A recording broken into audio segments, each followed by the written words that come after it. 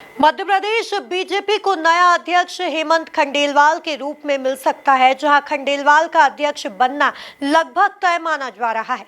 खंडेलवाल का एकमात्र दाखिल नामांकन अब सियासत में सुर्खियां बटोर रहा है, जहां इस पर सियासत रफ्तार पकड़ रही है। कांग्रेस जिस तरीके से एक गांधी परिवार की गांधी नेहरू परिवार की परिक्रमा लगाती है, उसे लगता है कि सारे दल उस प्रकार से चल रहे हैं। भारतीय जनता पार्टी एक संगठन आधारित दल है और जिस तरीके से पूरी चुनाव की नॉमिनेशन की प्रक्रिया को अपनाया जा रहा है, ये कांग्रेस के लिए सोचना भी एक स्वप्न है। जिस तरीके से प्रत्येक कांग्रेस के संगठनों के कार्यक्रम में जूतम पैजार चप्पल के साथ में कुर्सियां चलती हैं, कांग्रेस कभी इतना इतना बड़ा संगठन हो सकती है ना व्यवस्थित रूप से चलाने की कल्पना कर सकती है। और जिसके खुद के मध्य प्रदेश के पीसीसी अध्यक्ष अपने लालच, लोभ, सत्ता लोलुपता के लिए कहते हो कि पार्टी गई तेल लेने, कम से कम उस संगठन से तो, उस दल से तो इसकी अपेक्षा और भी नहीं की जा सकती।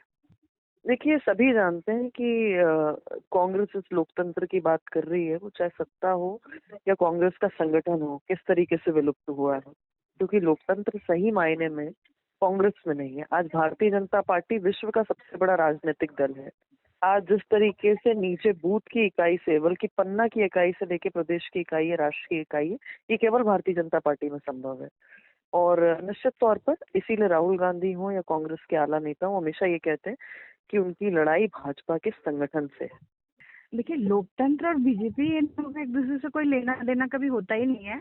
तो अगर उनकी आंतरिक प्रक्रियाओं में आप इसकी अपेक्षा करें, वो देश में जो सार्वजनिक रूप से प्रणाली लागू होती है उसमें लोकतंत्र का निर्वाह नहीं करते, तो वो आंतरिक उसमें क्या करेंगे।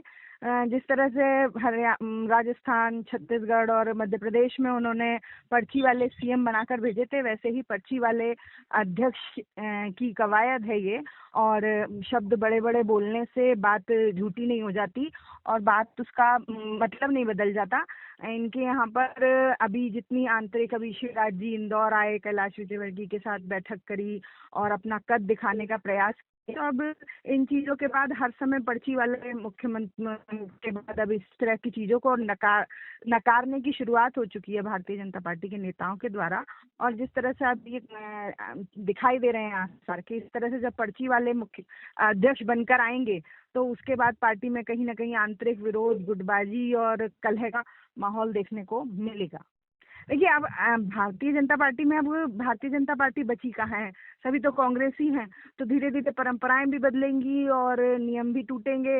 इसमें तो ऐसी चीजें देखने को मिल ही रही हैं। और हमारे यहाँ जो संगठन सृजन का अभियान चल रहा है, उसमें आपने खुद देखा कि कार्यकर्ताओं से और लोगों से पूछ कर अध्यक्ष बनाने का पहला स्टेप लिया गया और आगे आपको इस तरह की चीजें देखने को मिलेंगी, क्योंकि कांग्रेस हमेशा से लोगों के लिए काम करने में और लोगों के का विश्वास बनाकर रखने में विश्वास करती है। और इनके यहाँ पर चल जाता है कि हम कैडर बेस हैं, तो हमारे यहाँ पे पर्ची आ जाती हैं और सब मान लेते हैं। लेकिन अब आंतरिक कलह दिखने लगी है और ये कहीं ना कहीं लोकतंत्र के लिए आप खतरे के सूचना के रूप में देख सकते हैं।